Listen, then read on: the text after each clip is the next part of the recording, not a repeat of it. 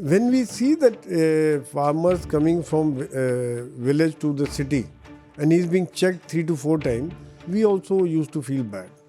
We never liked it. But it was for their own safety, because some small percentage would carry weapons, small percentage would try to create a mischief. So for that, to check that, we had to carry. That is ingrained into our blood that yes, पहले देश, बाद में cast, colour, creed, जो भी कुछ है वो बाद में, सबसे पहले देश. वो जो बात है ना, वो बड़ी जबरदस्त है, वो फीलिंग बड़ी जबरदस्त. Later on I felt cheated. Okay.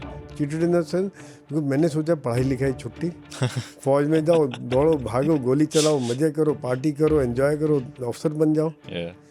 तो वहाँ after reaching army we have to continuously study, we have to अब कीप अपडेटिंग आवरसेल्व्स. जो new weapon system, different kind of warfare, whether it is a plain, desert, mountains, altitude, attack, defense, patrolling, ambush, help to civil authorities, everything is different. From here we see that whole Kashmir is burning. Whole Kashmir has a problem. There is no problem in Daras Kargil. There is no problem in Jammu side. And in Kashmir also, the bordering areas, pahadi areas, like Uri, Tangdhar, Farkiyan, Kaubal Gali, all these areas are border areas. There are the pahadi people there. They had nothing to do. They cannot even speak Kashmiri. They have their own language. Then there are Bakarwal, there are Gujars. They are totally different. So problem ultimately was in 5-6 districts. Srinagar, Baramulla, Kupwara, Anantnag, and Sopore. The 5-6 districts. So yes, problem was there.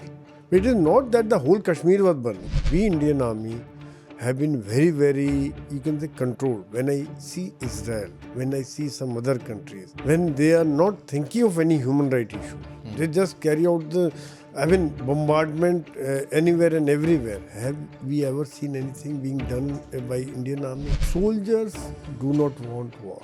Of course. It is we and our families suffer the most. And we are not there to die. We are there to kill. We are there to kill, to protect our motherland.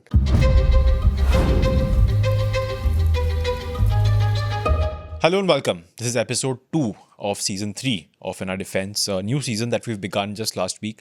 And the new season, like we discussed in the introduction, we have a new format for all our listeners and viewers where we have usually, that's the plan right now, it's just 2 episodes, so things could obviously change going forward. But the plan right now is to sort of have retired officers from either the Army, the Navy or the Air Force come on this podcast and share the experiences in the military. The guest for this episode is Major General retired Sanjay Soy. Thank you, General, so much for being on this podcast. It's a pleasure having you, and I think this is probably going to be your first such an experience talking to somebody just like on a podcast. Absolutely. In fact, I've been coming on TV channel, but this kind of podcast, which is totally informal. Yeah. We are sitting here and talking. So this kind of first experience, I'm sure it is going to be great and going to be good. Yeah. I saw some of your podcasts, which were very interesting. And I would also like to add here that very happy to see that you are bringing up calling officers from defense forces. I think this is need of the hour. When the whole country is talking of politics and religion, and the armed forces are above caste, color, religion, and you are bringing out their experiences. That's wonderful. Congratulations. Yeah. Thank you so much, sir. So like I was saying at the beginning, the idea before, sir, I think I kind of discussed this briefly with you before we began recording. The idea that I had and my producer Pratik had for this episode was going to talk about Kashmir, where you were deployed for several years when you were in the Indian Army. Talk about Kashmir, the sort of terrorism we've seen over the period of years, the sort of counterinsurgency that takes place over there, what we've been seeing over the last few years over there as well. But I'm gonna divert a bit and then get to Kashmir in perhaps the second half or the later half of this episode because of something that you just discussed with me right before we began recording, and which is why I'm so glad that we have officers, we have people who've served in the military on this podcast, because this is exactly what we want to do, which is sort of the lived experience. Right before our producer said we are good to go and we can start talking and we can start recording, you told me about the special tie that you're wearing. Now, unfortunately, people who are listening to us on audio, whether it's Apple Podcast or Spotify, they might not be able to see it.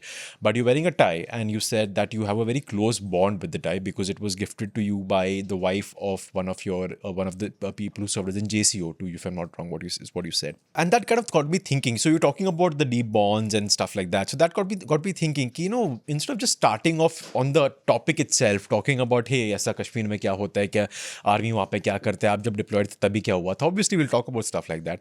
But first, I want to know about your time in the army itself and what you said just before we began recording, and experiences like that have sort of, maybe shaped you over the period of years. Absolutely, they're very interesting. In fact, I would say that, like, when you were talking, I was getting goosebumps because this tie is given to me by the wife of JCO who died in ID blast in Poonch sector. I mean, that's a kind of family bonding we have. We have another one Sipai, Suresh Chetri. He is from Naxalbari, northeast Darjeeling, near Darjeeling. I went to his house and met his son. His son has finished medical. He did his MBBS from Maulana Azad College, one of the best medical colleges in India. And now he's undergoing internship. I mean, I feel so proud. And you know what? He has kept his name. His name is Suman Suresh Kargil Chetri. That's very nice. Suman is his name. Suresh is father's name. Kargil, his father made supreme sacrifice for the nation. And Chetri is, of course, is a Gurkha. I mean, amazing. I mean, I feel different. I mean, it gives me goosebumps. It makes me emotional. It makes me, I mean, yes, I'm proud to be part of the Indian Army, proud to be a veteran from Indian Army. I wear this Naga spear. I'm proud to wear this tie. Wherever I go, I always display. Then I'm a veteran. Because not once, but many times we have proved that Indian Army is still the last resort for the government. Where there is natural catastrophe, some accident or some flood, earthquake, whatever happens, if there is nothing else, then they fall back on the armed forces. And we deliver. Because ultimately, that is ingrained into our blood. That yes, पहले देश, बाद में cast, colour, creed, जो भी कुछ है वो बाद में. सबसे पहले देश. तो वो जो बात है ना, वो बड़ी ज़बरदस्त है. वो फीलिंग बड़ी ज़बरदस्त है. Because I was from a civil background. Right. And at times people ask me, why did you join army? And I said that somehow, maybe my parents were from that background. Still, if you go to B towns, you'll find that a kind of patriotism is still there.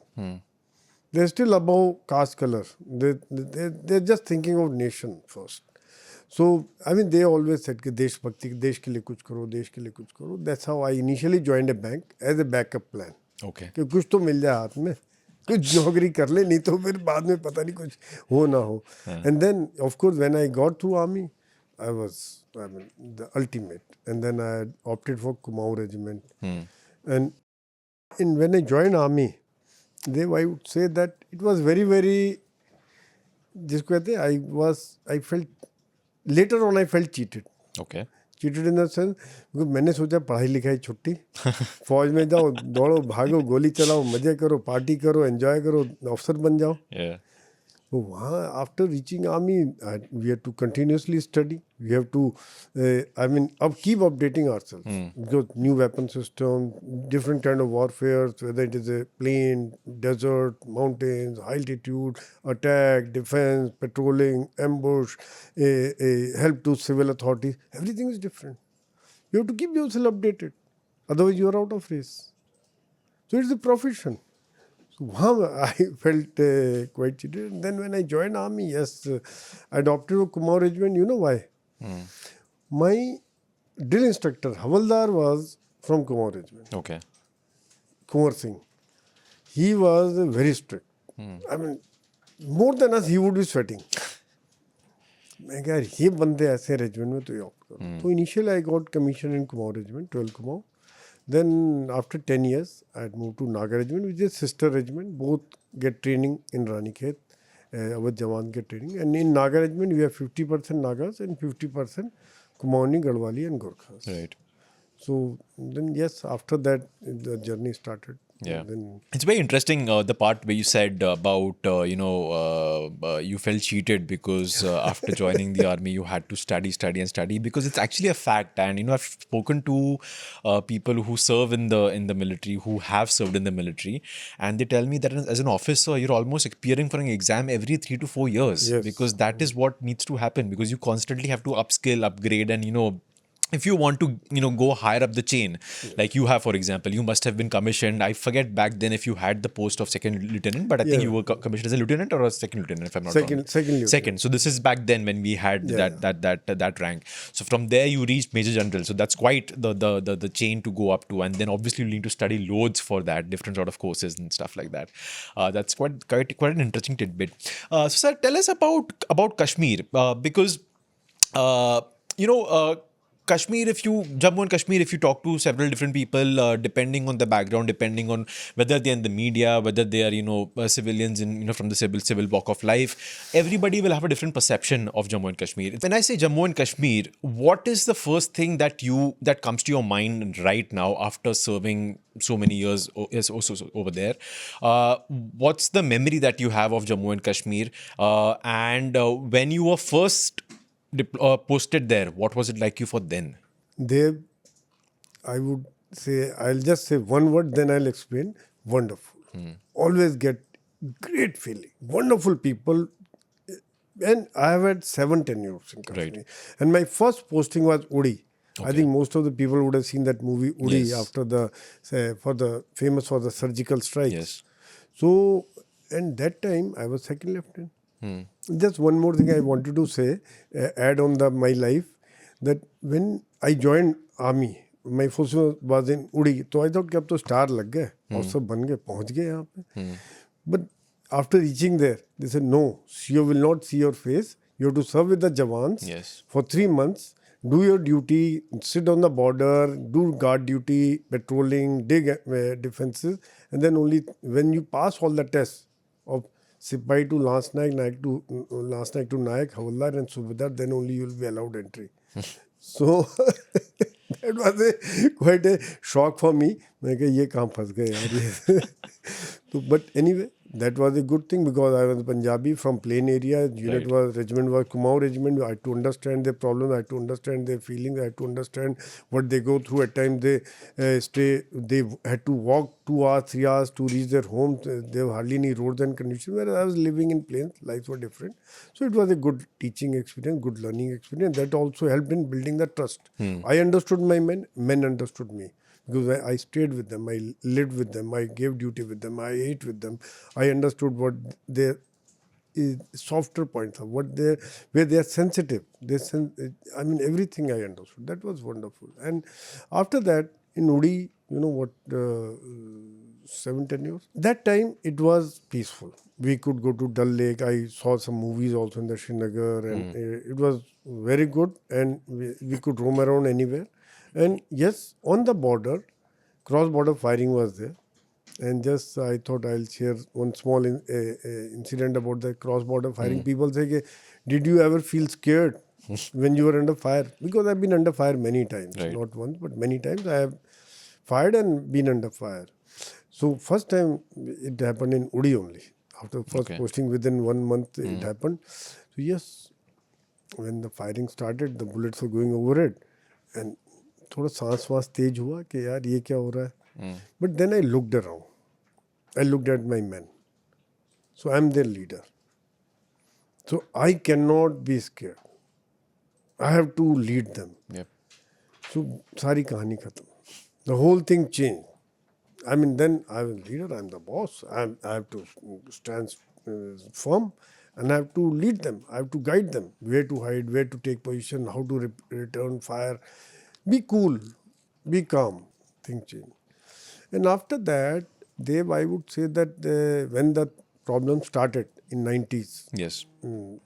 then yes, I had a tenure in Kupwara side. Then I had 2 tenures in Akhnur side. I had a tenure in Daras side. I had tenure in Udhampur side. So I had about 7 postings in different areas of Kashmir. I would say what interesting thing you had asked, what is my perception of Kashmir problem? I would say that, from here we see that whole Kashmir is burning. Whole Kashmir has a problem. No, it's not so. You divide the Kashmir, south of Pir Panjal, Jammu region. Now the problems have started, which Yes, we'll probably come to we that have been as well. reading, Yes. and today also some news item was there. But otherwise, north of Pir Panjal, up to Jozila Pass was the Srinagar Valley. And beyond that was Daras Kargil.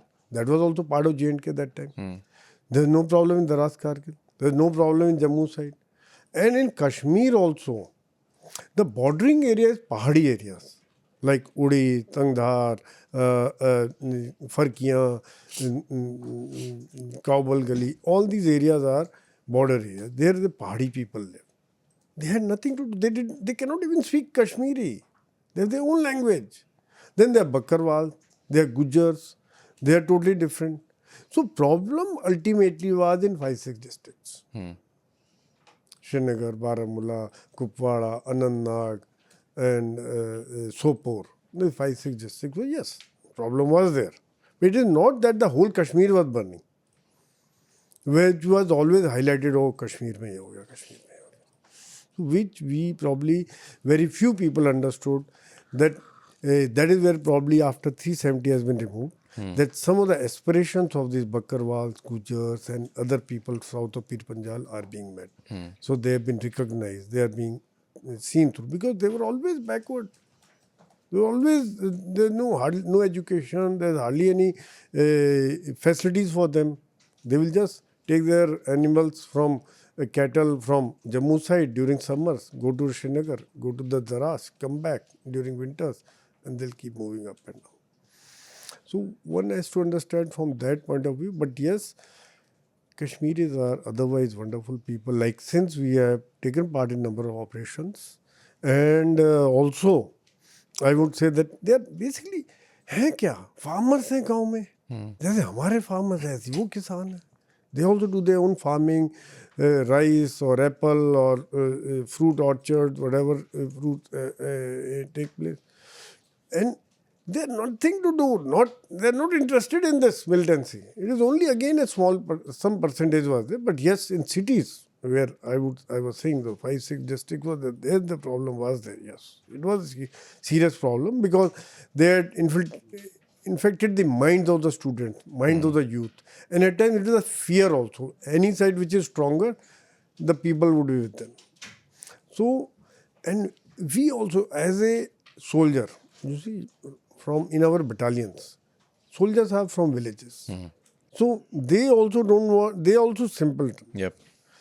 When we see that farmers coming from village to the city and he's being checked 3 to 4 times, we also used to feel bad.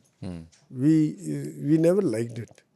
But it was for their own safety, because some small percentage would carry weapons, small percentage would try to create a mischief. So for that, to check that, we had to carry out that. Yeah.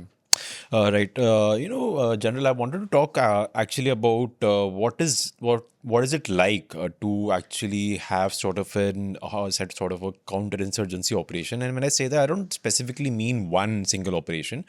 I actually want to sort of get your perspective based on your years of experience of what an overall counterinsurgency operation playbook could look like. And the reason I want to understand that from you is, and I've always wondered this. I've discussed this briefly on the previous seasons of Inner Defense as well with Shivarur and Abhishek Balla. But they, while they reported extensively on the military, they are not from the military. And I've always wondered, counterinsurgency, the kind of operations that involves, oftentimes feels feels to be the opposite of what an army, could be any army, is conventionally trained for, because armies are trained to go to war. Armies are trained to defend your country's borders from an incoming force. Armies are trained to do whatever that may entail, and armies don't generally operate in close confined areas where the risk of collateral is very high, where the risk of civilian casualties is very high, where perhaps even interactions with civilians could be very high. For example, if you were to take the standoff along the line of actual control with China, most of those areas aren't very heavily populated. They are sparsely populated. So the any army over there, for example, would have sort of that free space for them to operate.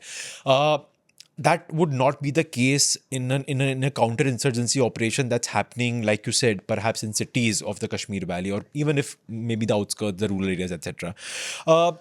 So isn't that very counterintuitive for an army to train itself to do something like that? So one, what does a training like that entail? Let's take the example of Russian Rifles. I think you served in that that as well. We'll talk about this unit itself in a bit, and its training specifically in a bit. But I'm talking generally. Do you think an army being deployed for operations like these is sort of counterintuitive to an extent? I would say yes and no, both. Okay.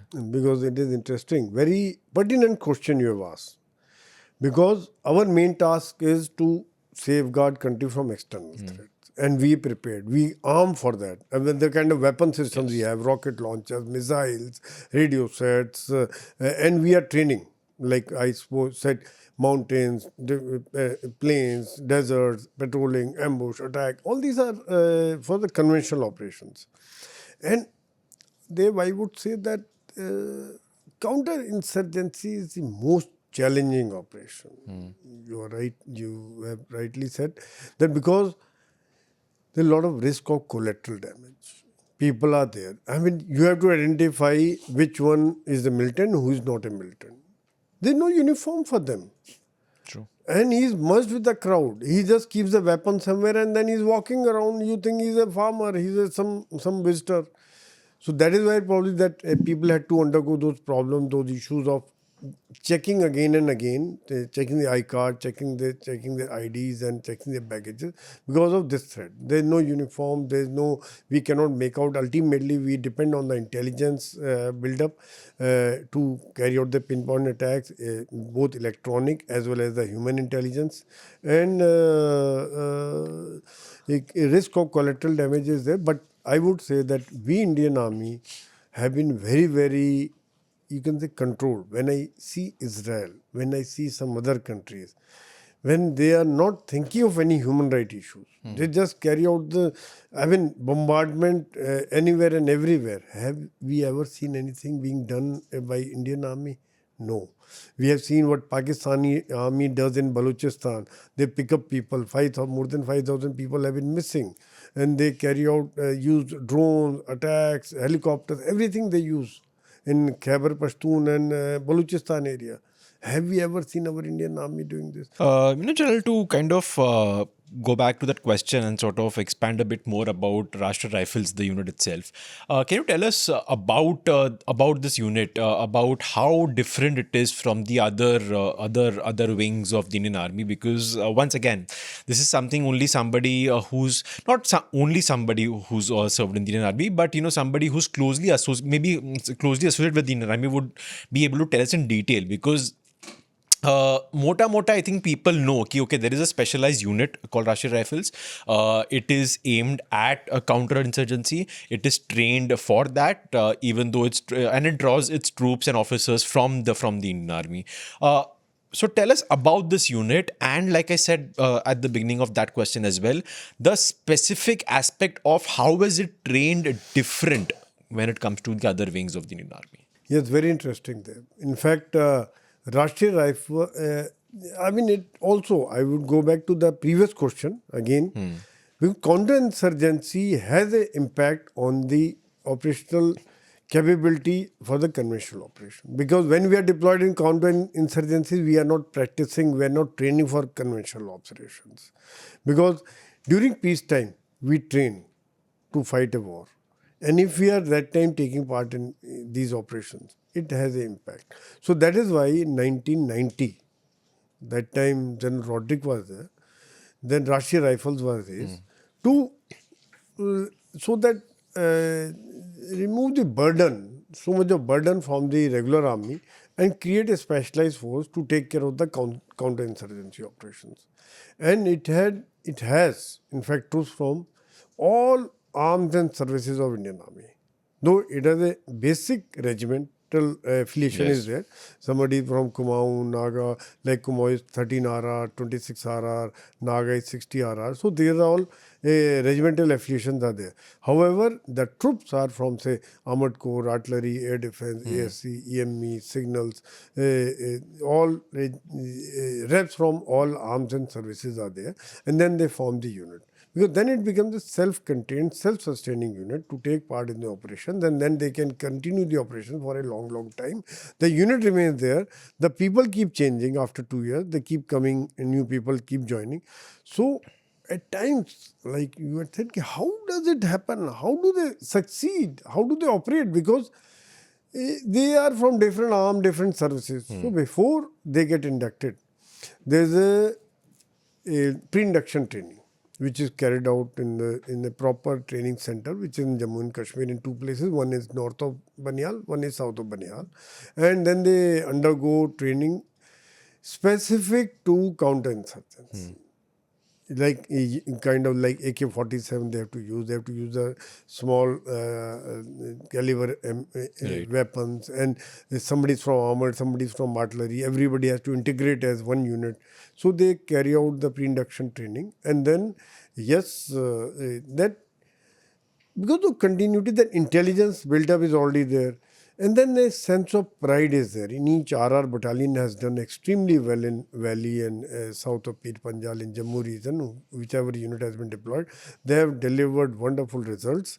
And after you become part of RR, then you forget about your own previous affiliation of artillery, armored, infantry. You then become Rashtriya Rifles. Ek goli, ek dushman. Training, that camaraderie builds up. And this is a wonderful experience because I would say, Dev, when you are under fire, your bonding develops better. Your camaraderie develops better. You are more alert. So when you are under those circumstances, yes, one delivers, and they have delivered not once but many times. Right. We'll talk more about what's happening in Jammu and Kashmir with respect to the region of Jammu, especially, and especially over the last few years. But after a quick break. Is it going to be one last time? We walked out of the Chennai airport with that T-shirt with Morse code one last time. What did it say? Did it say one last time question mark or one last time full stop? One last time full stop from whatever decoding we did. Even the management says that, no. If he is going to say, he'll say. Even they don't know what next to expect from Dhoni. He could tomorrow all of a sudden say, yeah, this is my last season. Okay, bye. Without Dhoni's face, can you market an IPL season? Of course. We just had this whole discussion about how IPL is done great. CSK might die, which a lot of teams would entertain as well. If next year IPL slashes the impact player rule, Dhoni's out.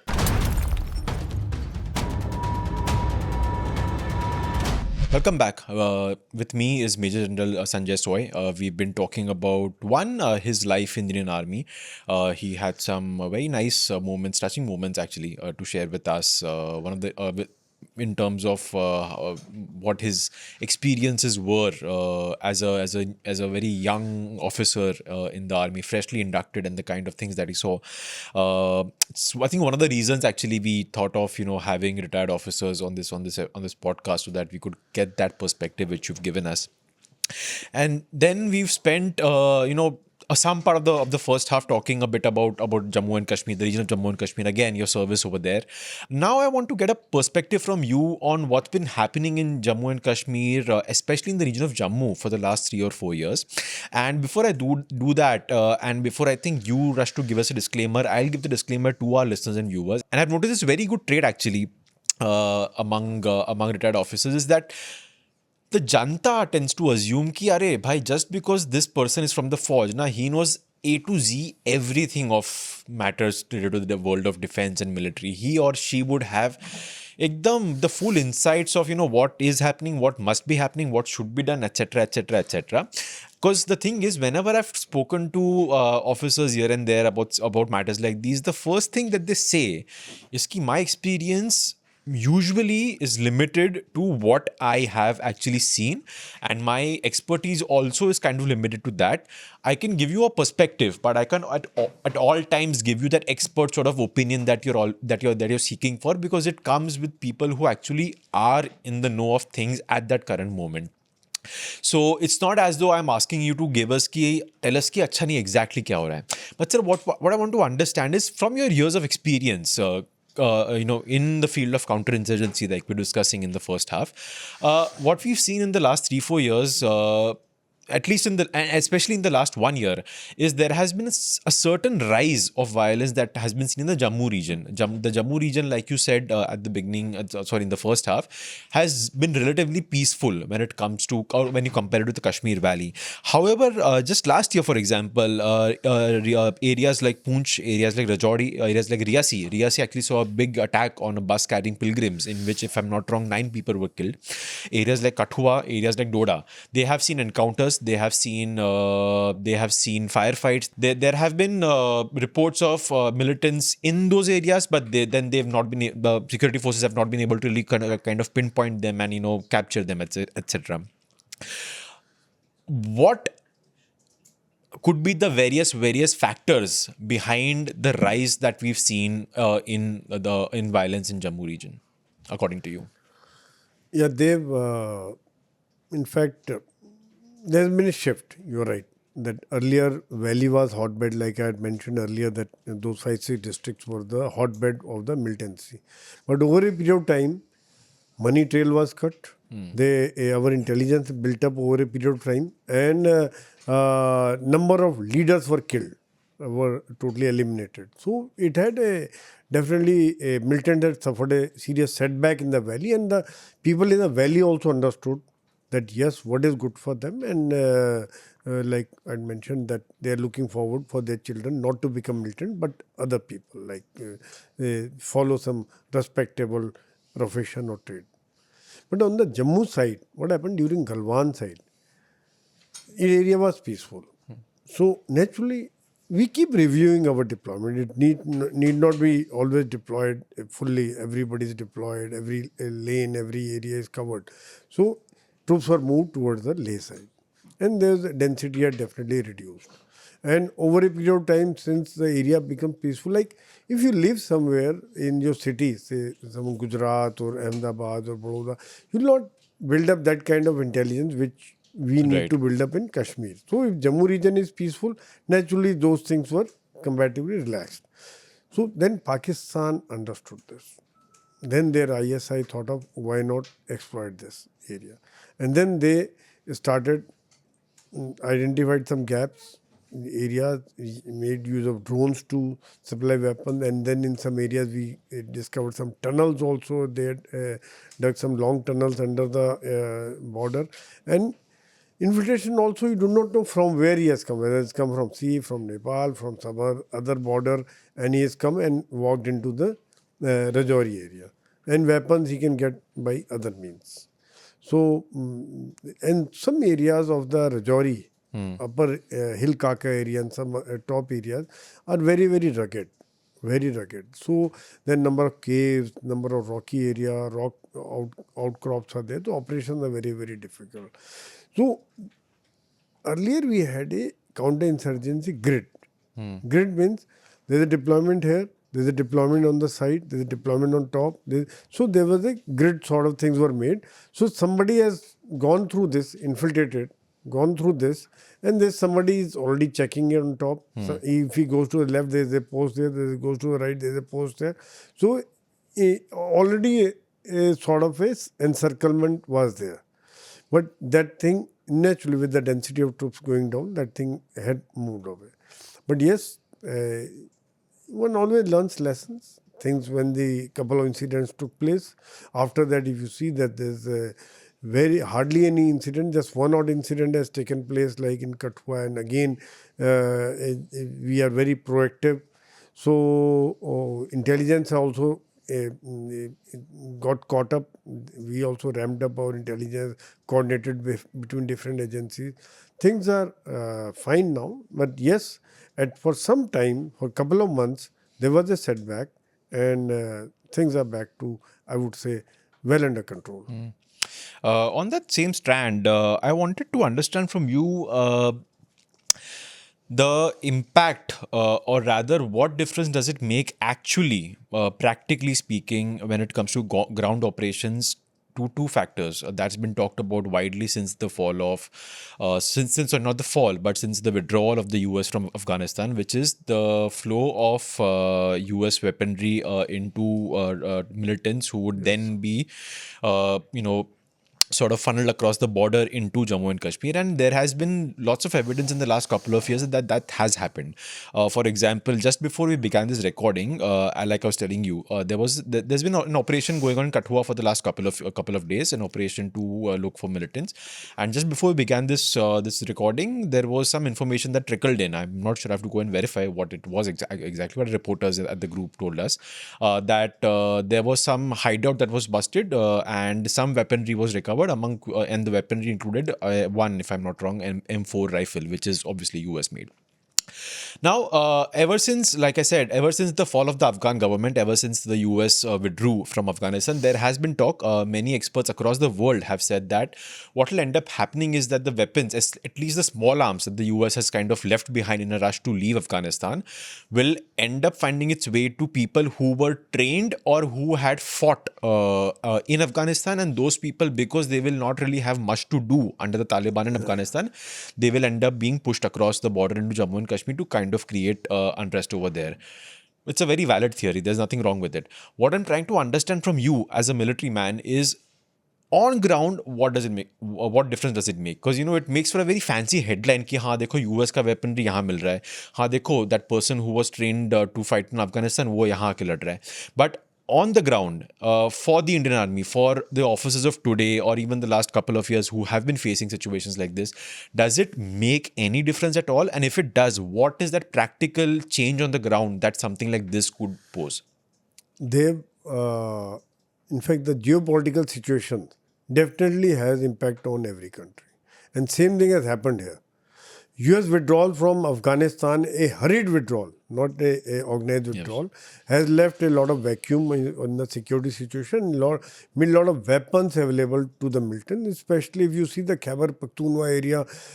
We used to see the pictures, photographs, there were shops of weapons, AK-47, rocket launcher, machine gun, whatever you want to buy, you could buy there. So those kinds of things are there, and unfortunately, that Pakistan tries to make use of this for their thought process of spreading militancy across the globe, or spreading terrorism. And they are buying it. That's a different thing. I'll speak later on that.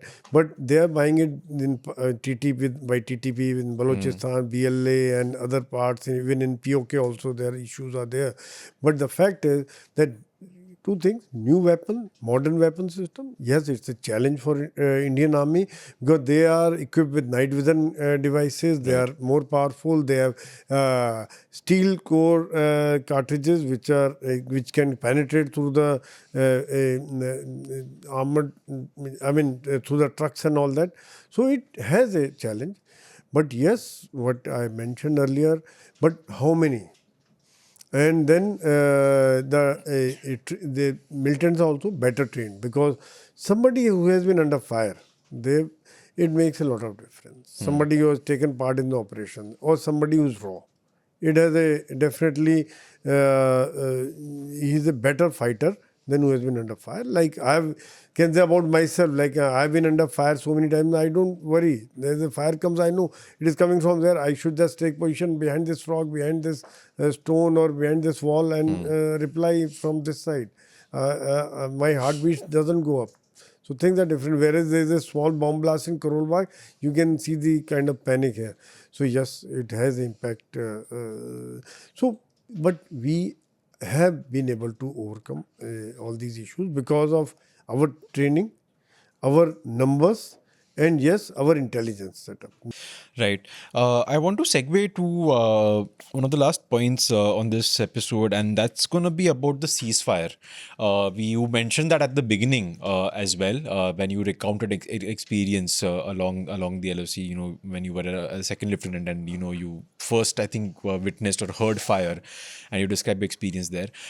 In 2021, you had the director of military operations on the both sides put out a statement that both militaries had agreed to follow the ceasefire agreement that had actually been inked way back in 2000s.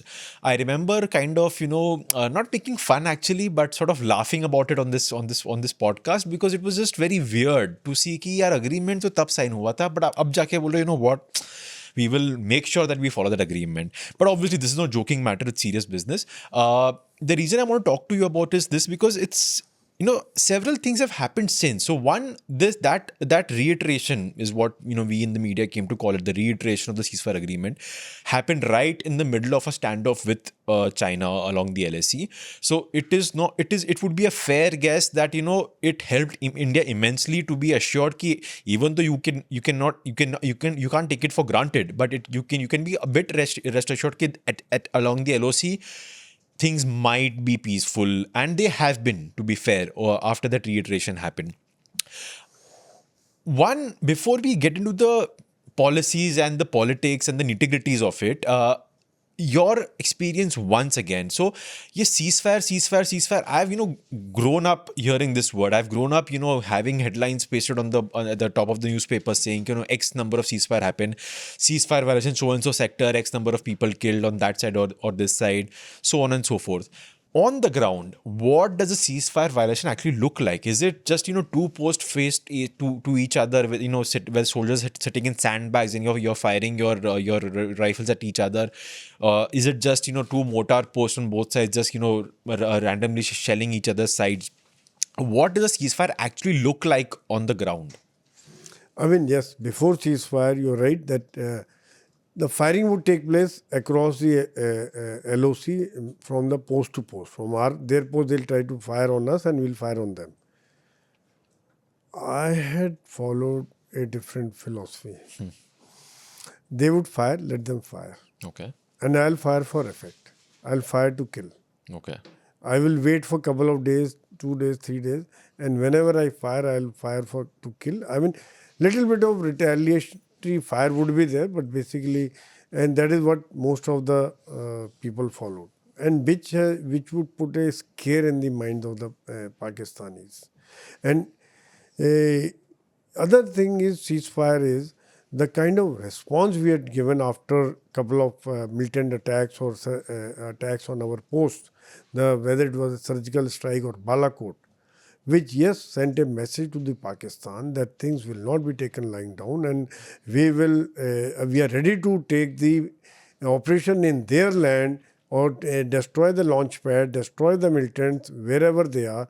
So probably that also had sent a message, yes, it is better to have a ceasefire. Otherwise, they were losing men, they were losing a lot of casualties, they were suffering a lot of casualties. So, of course, whether it is a defense budget, whether it's a weaponry, whether it is our jazba of our soldiers, or whether it is our commitment to save the motherland, it was there. We would inflict heavy casualties. So, in spite of they would have been a better off when the Galwan was going on, not to have a ceasefire. True. But the kind of casualties they were suffering, the kind of damage they were suffering, probably they said that now India will also agree and let's have a ceasefire. And probably it is, I think in the bigger picture when we see, it is good to have ceasefire, because there's no point carrying out local fighting with each other. Fight for a bigger issue, fight for a major thing, instead of just for no reason firing at each other. Yes, if there's an incident, we need to teach them a lesson, and we want to convey a message. Yes, if you carry out militant activity or kill our civilians, kill our soldiers, you will pay a heavy price. Yes, we must do it. Why not? Life of each and every civilian, life of every citizen of India is as important as anybody else. And we got to take account of that. So that is where probably we must honor the ceasefire. But if these things continue, there is no hesitation, I would say, that government of India must go and punish the perpetrators of the militancy who are carrying out attacks in India. Right. One more point on that. Sort of anecdotal actually is, like I said, that reiteration that happened in 2021 February 25, that happened after talks between the respective Director General of Military Operations on the Indian Army and the Pakistani Army side. I've always wondered, army officers aren't really diplomats, right? They aren't trained to talk, they are trained to fight. So I don't know if you have any anecdotes, if you have any stories that can help illustrate this. But when military officers of two armies that are either in conflict or either are not really seeing eye to eye, are not on the best of terms, whether it's with India vis-a-vis Pakistan or India vis-a-vis China with the recent standoff. For example, we've had several rounds of core commander level discussions since the standoff began in 2020. So when army officers have to talk to each other from the opposing side, what does that environment look like? How is it like for those officers? If you can tell us, if you know of any incidents. Yeah, you must be talking about the flag meeting which we keep having with China or Pakistan whenever. Or a talk like this where you have a chat and say. Then it is a very, very formal thing. I mean, yesterday also there's a meeting with China, China with our diplomat, joint secretary. So it is a very, very formal thing.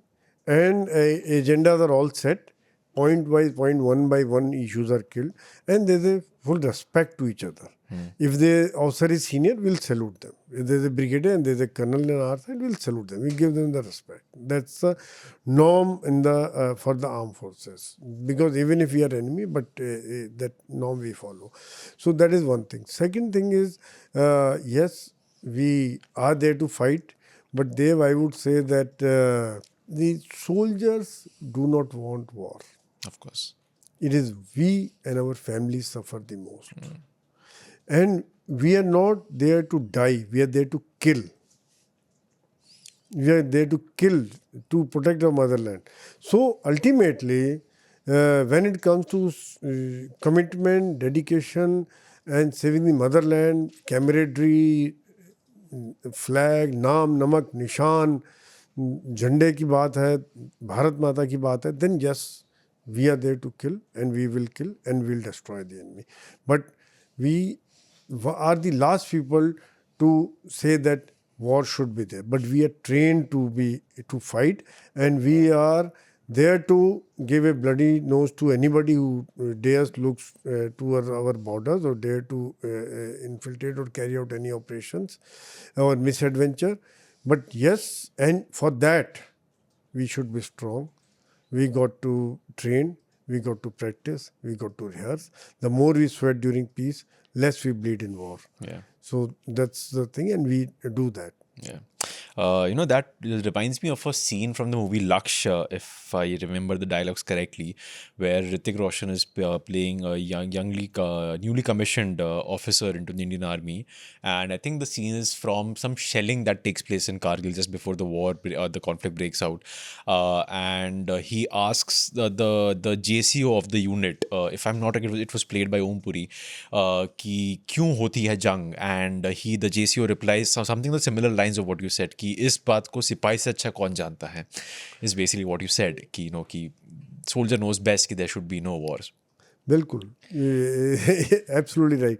And just about the counter-insurgency, if you we have a couple of minutes. Yeah, sure. Because I was deployed in Chhattisgarh also, where the Naxal area was. I had gone there for training, and I wanted to highlight the camaraderie and brotherhood, which I had mentioned in the beginning also. So I thought towards the end also I will highlight that. When I went there, my mother was in ICU. Okay. With all kinds of monitors attached to her body. But I was sure that my army is there, which will take care of my mother. My wife is there. Other people, whole team is there. Other families, ladies are there. She will be taken care of. And that is the confidence I have in my organization, that's the faith I have in my system, and that's why I went and could focus in my during my duties in Chhattisgarh in Naxal area near Narayanpur. That is the hub of the Chhattisgarh. Right. Thanks, General. That was a great chat. And as I end this episode, I'm going to ask you a question that we are going to be asking every guest on season 3 of In Our Defense, because everyone on this season is going to be a retired officer, and it's something that everybody, I think, who knows something of military life wonders. How is it adjusting back to civilian life once you have retired? And if I were to frame that in a different way, for you to give us a more illustrative answer, what was or what were some of the biggest challenges that you thought you may have faced when you had to transition from military life to civilian life? Dev, yes, everybody has to retire at some point or the other. And armed forces, we people retire very early. I retired about 6.5 years back, and I am still as energetic as I was probably at that point of time. So we can still contribute a lot for the society, for the country, and for whatever we do, wherever we are. 2-3 things which happened is because of our camaraderie, because of training, because of our discipline.